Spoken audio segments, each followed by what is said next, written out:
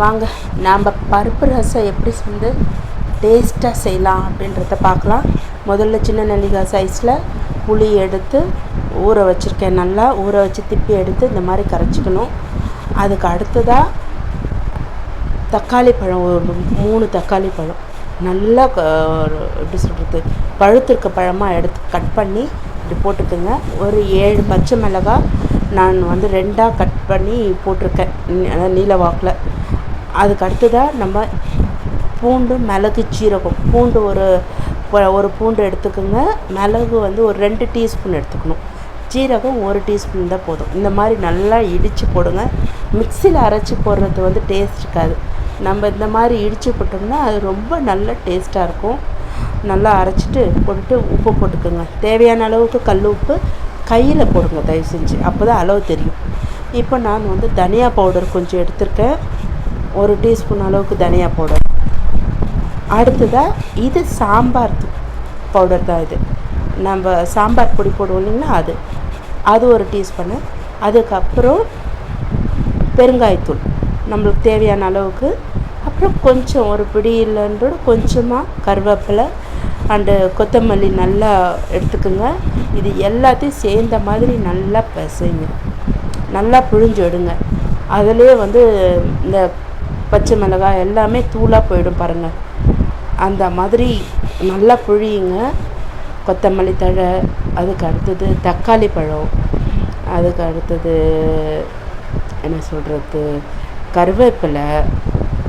இது எல்லாம் வந்து நல்லா மசிகிற மாதிரி அந்த பச்சை மிளகாவோடு சேர்த்து நல்லா கரைங்க. இப்படி கரைச்சிட்டிங்கன்னா அதோட டேஸ்ட்டே ரொம்ப ஸ்பெஷலாக இருக்குங்க.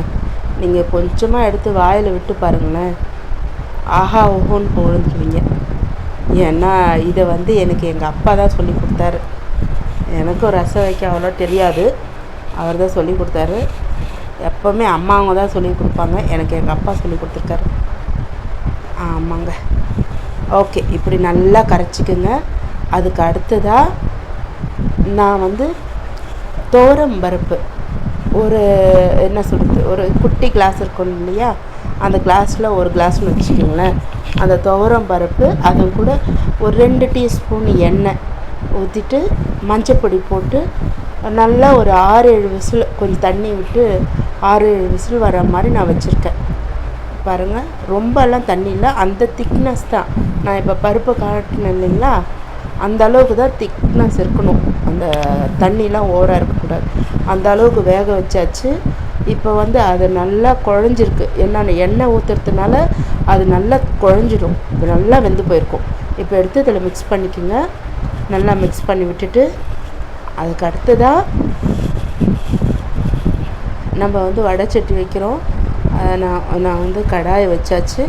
இதில் வந்து ஒரு 2 டீஸ்பூன் அளவுக்கு நான் எண்ணெய் ஊற்றிக்கிறேன்.